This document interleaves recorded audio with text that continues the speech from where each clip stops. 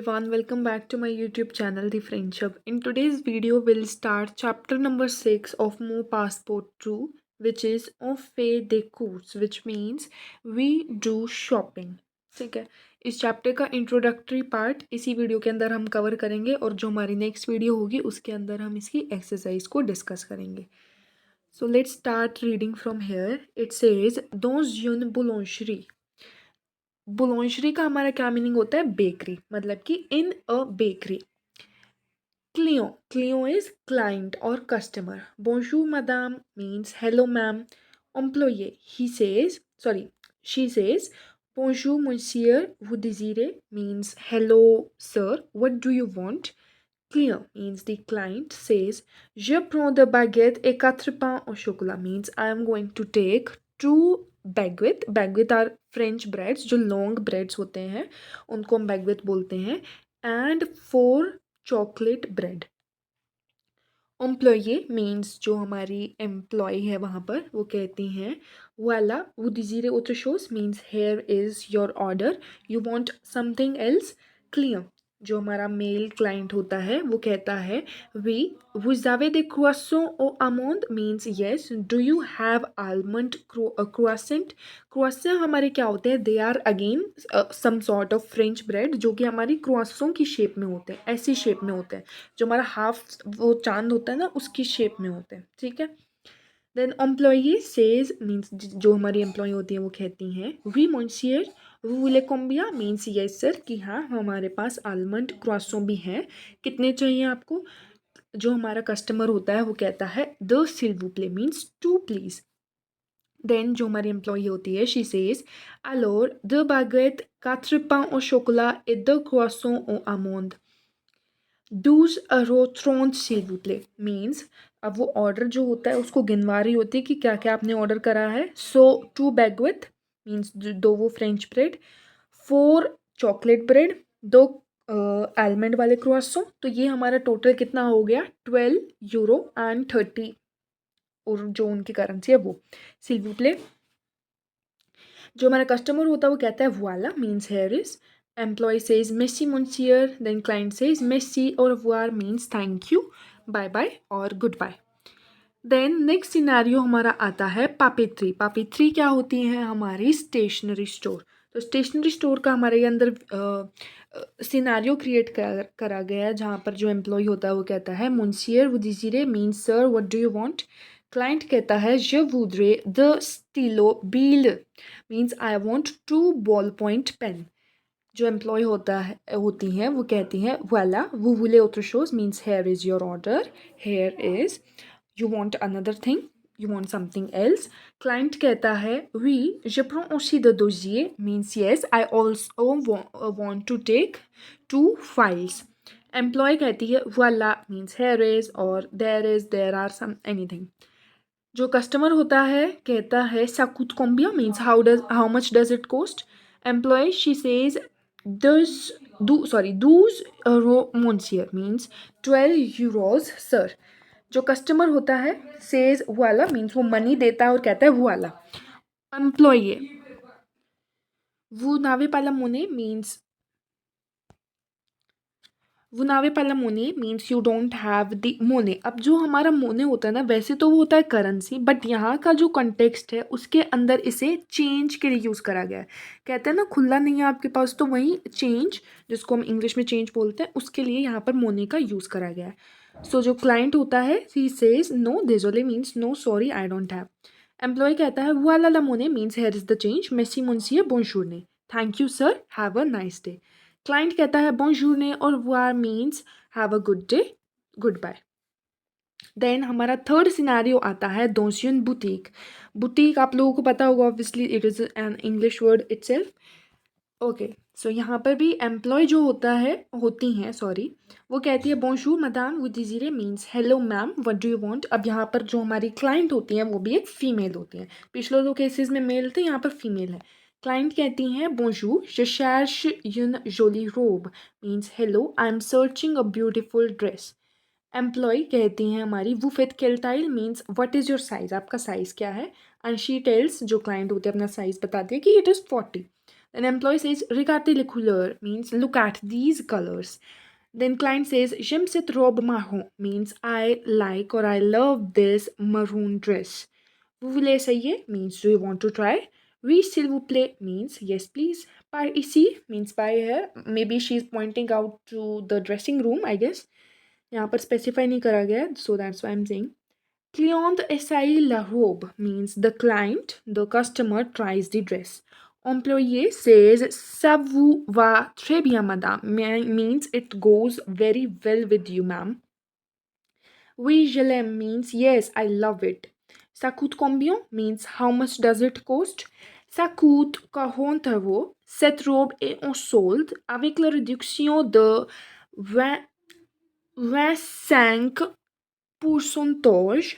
वो पाइए 30 euro means इसकी जो ओरिजिनल कॉस्ट है इट इज़ 40 यूरोज बट अभी जो क्या चल रही है सोल्ड चल रही है मतलब सेल्स चल रही हैं सो रिडक्शन के साथ 25% के रिडक्शन के साथ आई सेड वै सैंक percentage which means percentage French में परसेंटेज बोलते हैं ठीक है वो पाइए 30 हो मतलब कि जब 25% रिड्यूस कर दिया तो आपको 30 यूरोज जो है पे करने हैं Bien, je le prends means okay, well, I am going to take this. Vous pouvez vous pouvez payer à la caisse means can you pay by cash मतलब cash में payment करोगे. Then client says d'accord means okay, thank you. So this was the text.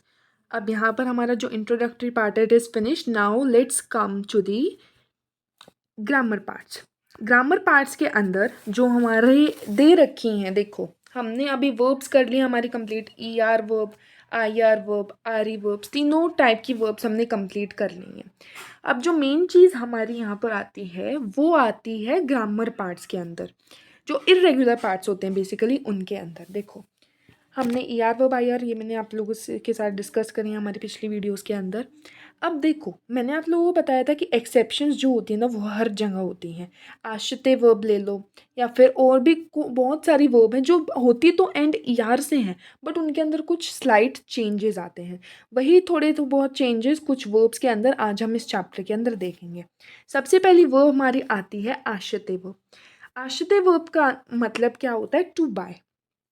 अब जो हमारी आश्रित verb है वो conjugate तो वैसे ही होते हैं जैसे हमारी नॉर्मल ER वर्ब होती है. जैसे ER को कट करा and put the endings ES EE ONS EZ ENT ENT. फिर हमारा ये एंडिंग्स पुट होने के बाद हो गई वर्ब कॉन्जुगेट. बट जो चेंज हमारा क्या आता है कि देखो जैसे कि अगर मैं लिखती हूँ ज के साथ इसकी कॉन्जुगेशन तो मेरी ये आएगी. बट चेंज हमारा यहाँ पर क्या आता है जो ये वाला ई होता है ना इसके ऊपर हमारा जो है एक्सेंट लग जाता है ये वाला. ज ट्यू इल एल और इल एल प्लूरल वाले जो हैं उनमें ये होगा. नो वो जो हैं उनके अंदर ये एक्सेंट नहीं लगेगा. तो बस ये एक्सेंट का चेंज है. और भी ऐसी वर्ब्स हैं जिनके अंदर ऐसा ही चेंज होता है एक्सेंट वाला जिसके अंदर जो ये पहले वाला हमारा ई है ना इसके ऊपर एक्सेंट लगेगा ज ट्यू इल एल और इल एल प्लूरल वाले में. जैसे एमने एमने लेवे मैंने पैसे. ठीक है I hope it's clear. Now coming to third form of verb which is the YER verb. YER verb भी सेम है जो हमारा लास्ट में जैसे मैं एग्जाम्पल के साथ लेती हूँ. लेट्स टेक द एग्जाम्पल पाइए विच मीन्स टू पे. अब पाइए वर्ब मैं लेकर चलूँगी तो आप लोग कहोगे इसका ER कट कर दो और रेस्ट ऑफ द पार्ट जो हमारा बचा है उसे सब्जेक्ट के साथ पुट कर दो. But the thing here is यहाँ पर जो हमारा वाई होता है ना वो वाई नहीं रहता. It changes into I. तो हमें वाई की जगह आई लेकर चलना पड़ता है और फिर हमें एंडिंग्स पुट करनी पड़ती हैं. एंड ये भी सिर्फ ज ट्यू इल एल और इल एल प्लूरल वाले केस में होता है. नो वो के अंदर हम वाई को ही लेकर चलते हैं. ठीक है तो ज के साथ हमारी एंडिंग क्या लगेगी ई. ठीक है वैसे ही ट्यू के साथ ES इल एल के साथ सेम ई. ठीक है आई का हमें ध्यान रखना है YER वर्ब्स के अंदर. envoyer essuyer nettoyer pailler balayer essayer these all are YER verbs. ठीक है इतना हो गया. नाउ लेट्स कम टू वनीर वर्ब. अब देखो वनीर हमारी क्या वर्ब है IR वर्ब है बट ये हमारी इर्रेगुलर वर्ब है जिसकी कॉन्जुगेशन हमें याद करनी पड़ेगी. तो the conjugation of veneer verb is je viens, tu viens, il elle vient, nous venons, vous venez, il elle vient. ठीक है, means I come, you come, he comes, she comes, so all these things. वैसे ही तनीर, दवनीर और रवनीर जो हैं ये तीनों भी veneer की तरह ही कॉन्जुगेट करी जाती हैं। So I hope it is pretty clear now. Let's come to the important topic which is article contracted. अब इसको समझाने के लिए मैं एक सेंटेंस का एग्जाम्पल लेती हूँ। जैसे कि आप लोगों ने देखा होगा, हम कई बार इंग्लिश में सेंटेंसेस का यूज़ करते हैं। I am going to the market. अब यहाँ पर आप लोग एक चीज़ को स्पॉट कर सकते हो, क्या है वो चीज़, देखो यहाँ पर जो हमारा टू है it is an article, sorry it is a preposition, sorry it is a preposition, और जो द है that is an article, sorry गलती से मैंने बोल दिया it is an article, it is a preposition. तो जब भी हमारा प्रेपोजिशन हमारा आर्टिकल के साथ मिलता है तब फ्रेंच में हम उसको बोलते हैं, एक टर्म हम यूज़ करते हैं जिसको हम बोलते हैं आर्टिकल कॉन्ट्रैक्टेड या फिर les articles contractés।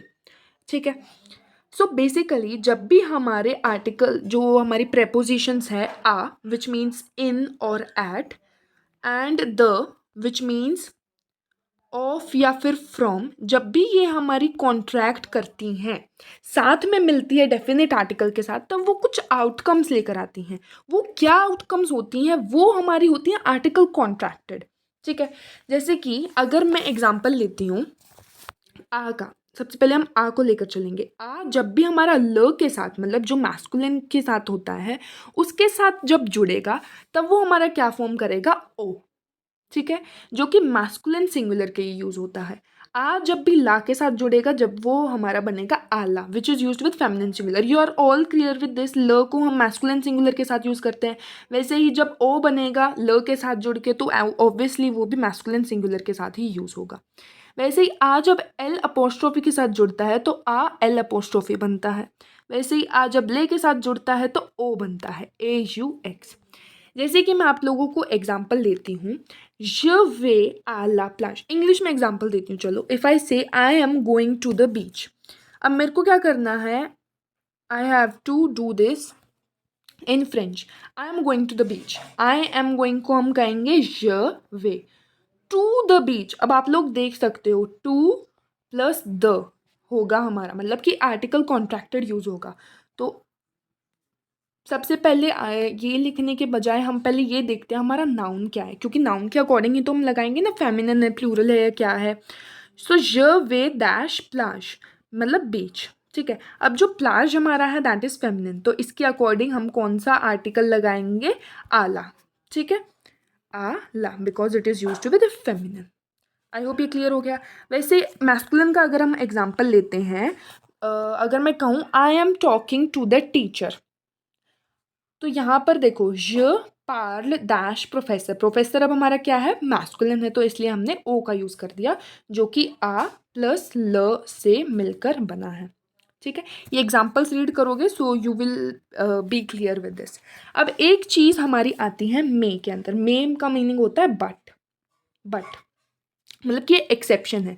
जब भी हम प्रॉपर नाउन का यूज़ करते हैं, प्रॉपर नाउन का, जैसे अगर मैं कहूँ I am talking to the teacher, teacher तो हमारा क्या है, कॉमन नाउन है। बट अगर मैं कहूँ I am talking to Sophie, जैसे ये एग्जाम्पल में दे रखा है, तो मैं ये नहीं कहूँगी ना I am talking to the Sophie, तो ये ऑब्वियस हमारी कॉमन सेंस है that I will not use the definite article at that time. So वैसे ही फ्रेंच के अंदर भी हम आर्टिकल कॉन्ट्रैक्टेड का यूज़ नहीं करेंगे जब हमारे पास नाम दे रखा है। ठीक है, वैसे ही पॉजेसिव एडजेक्टिव, अगर मैं ये कहूँगी I am talking to the my brother, this is wrong, क्योंकि अगर मेरे को ये कहना है तो मैं डायरेक्टली कहूँगी I am talking to my brother, तो इस केस में भी आर्टिकल कॉन्ट्रैक्टेड का यूज़ नहीं होगा। वैसे ही द पर आ जाते हैं विच मीन्स ऑफ, फ्रॉम या अबाउट, जो कि अभी अभी मैंने आप लोगों को बता दिया था। तो जब भी द हमारा ल के साथ जुड़ता है तो ड्यू बनता है which is use with masculine singular, it is obvious. The जब भी ला के साथ जुड़ता है तो द ला बनता है which is use with feminine singular. The जब भी एल अपोस्ट्रॉफी के साथ जुड़ता है तो द एल अपोस्ट्रॉफी बनता है। द जब भी ले के साथ जुड़ता है तो दे बनता है। ठीक है, ये एग्जाम्पल्स हैं, you all can read them. And वैसे ही सेम एक्सेप्शंस यहाँ पर भी है। मैं ये नहीं कहूँगी this is the book of the Louis, no, I will just say this is book of Louis, who might be any writer I guess. तो वैसे ही यहाँ पर भी एक्सेप्शन है, वहाँ पर भी हम कोई आर्टिकल कॉन्ट्रैक्टेड का यूज़ नहीं करेंगे, और यहाँ पर भी जहाँ पर हम पॉजेसिव एडजेक्टिव का यूज़ कर रहे हैं वहाँ पर भी हम आर्टिकल कॉन्ट्रैक्टेड का यूज़ नहीं करेंगे। It is very simple, just क्या हुआ, प्रेपोजिशन और आर्टिकल एक साथ मिल गया और ये दोनों आउटकम्स हमारी निकल के आई हैं। क्वेश्चंस अगर आते हैं तो आप लोगों को मेन फोकस किस पे रखना है कि हमारा जेंडर क्या है, नंबरिंग क्या है हमारे नाउन की, उसके अकॉर्डिंग आप लोगों को पुट करने हैं, और ये भी देखना है द वाले पुट करने हैं या आ वाले पुट करने हैं। ठीक है, सेंटेंस को पढ़ के आप लोगों को क्लियर हो जाएगा मीनिंग, वहां से पता चल जाएगा कि हाँ कौन सी कैटेगरी के पुट करने हैं। Now let's come to the feminine of professions. हमारे यहाँ पर कुछ प्रोफेशंस लिस्ट आउट हैं विच आर इन मास्कुलिन, उनको फेमिनिन में कन्वर्ट करा गया है। Let's start from the first one which is मार्शो और कॉमर्सो। अब मार्शो का हमारा मीनिंग क्या होता है, मर्चेंट। ठीक है, साथ के साथ नोट डाउन करते जाओ अपनी बुक में। सो मार्शो इज मर्चेंट, कॉमर्सो इज ट्रेडर और शॉपकीपर। तो दोनों सिनोनियम ही कह सकते हो आप, मार्शो और कॉमर्सो दे आर सिनोनियम। तो नाउ अब मेरे को मार्शो का जब वो करना है, क्या करना है, फेमिनिन कन्वर्ट करना है, तो इसके पीछे मैंने ई ऐड कर दिया। तो फीमेल मर्चेंट जो होगी उसको हम कहेंगे मार्शोंद। वैसे ही कॉमर्सों के पीछे मैंने ई ऐड कर दिया, तो फीमेल जब भी हमें ट्रेडर यूज़ करना है तो हम कॉमर्सोंद का यूज़ करेंगे। वैसे ही बुलोंजर, बुलोंजर इज बेकर। वैसे ही बुलोंजर का फेमिनिन करने के लिए हमें क्या करना पड़ेगा, आर ई, आर के पीछे तो ई ऐड करेंगे, और जो ये हमारा ई है इसके ऊपर एक्सेंट लग जाएगा ये वाला, जैसे कि अभी एग्जाम्पल में यहाँ पर बुक में लगा हुआ है। वैसे ही बुशर, बुशर इज हमारा बचर जो मीट वगैरह काटता है वो, उसका फेमिनिन हमारा हो जाएगा बुशैर। ऑफिरमिए, ऑफिरमिए इज मेल नर्स एंड ऑफिरमियर is female nurse. Actor is actor and actress is actress. So actor and actress both are opposite to each other in the concern of gender. Then director, which is male director, and directrice, which is female director. Then dancer, which is dancer, obviously. Dancers is female dancer. Vendor is seller and vendors is female seller. Mechanician, mechanician. Then mechanician is the feminine form. Musician, musician, musician, musician, female musician. अब कुछ दे रखा है हमारे पास point कि कुछ professions होते हैं जैसे कि आर्टिस्ट, सेक्रेटरी, मेडसन which is doctor, professor which is teacher, journalist is journalist, engineer which means engineer, जो कि फेमिनिन फॉर्म के अंदर चेंज नहीं करते, मतलब कि आर्टिस्ट का आर्टिस्ट ही रहता है, सेक्रेटरी का सेक्रेटरी रहता है, इन सबका सेम रहता है फेमिनिन फॉर्म के अंदर भी। अब coming to the last topic of this chapter which is ले magasin et les produits, means हमारे पास सर्टेन शॉप्स के नाम दे रखे हैं और ये बता रखा है कि कौन सा प्रोडक्ट हमारा यहाँ पर मिलता है। Let's start from here which is à la boulangerie which means in the bakery, on achète le pain means we buy bread, la baguette जो कि मैंने आप लोग बताया था लॉन्ग फ्रेंच ब्रेड्स होते हैं, ऐसे टाइप के कुछ शेप की होती हैं उनकी। ठीक है, et les croissants and the croissants which are also a sort of bread. Then à la boucherie on achète la viande means in the butcher's shop we buy meat, poulet which is chicken and mouton which is the meat of sheep. ठीक है, sheep का जो meet होता है उसको mouton बोलते हैं। Then à la poissonnerie which means fish की जो शॉप्स होती हैं वहाँ पर हम क्या बाय करते हैं, ओ achète les poissons means we buy fishes, and जो भी सी रिलेटेड हमारे मीट प्रोडक्ट्स होते हैं जैसे कि क्रैब्स एंड हुइत्र विच मीन्स ऑयस्टर्स। ठीक है, तो वो हम वहाँ पर जो है बाय करते हैं।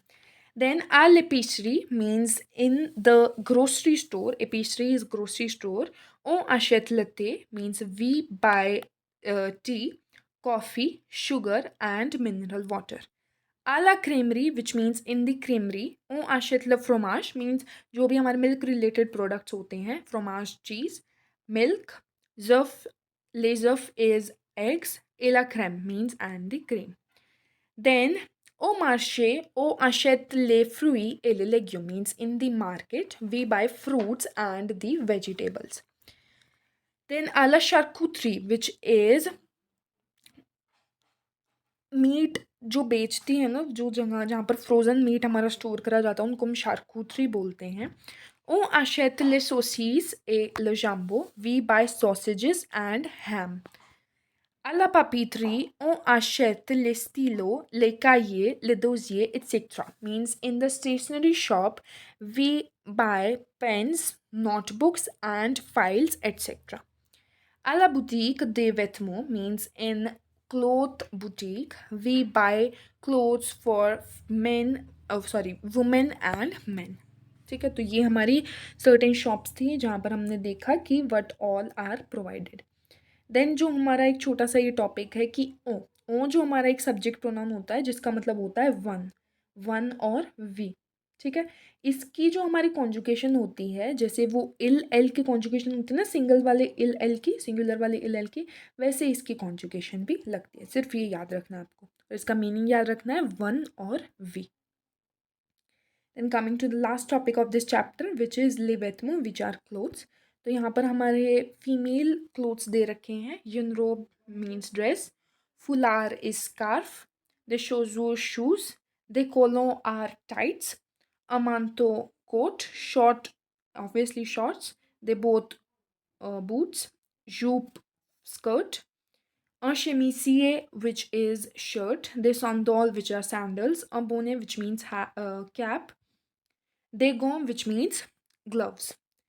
Then les vêtements pour hommes means the clothes for men, which are un pantalon which means trousers, une ceinture which means belt, des chaussures shoes, une chemise shirt, a blouson which is jacket, a bermuda which are some sort of sneakers, des lunettes de soleil means sunglasses, des tongs which are flip flops जो कि हमारे normal चप्पल हम डालते हैं, des lunettes which means glasses, une casquette cap, a t-shirt which is t-shirt.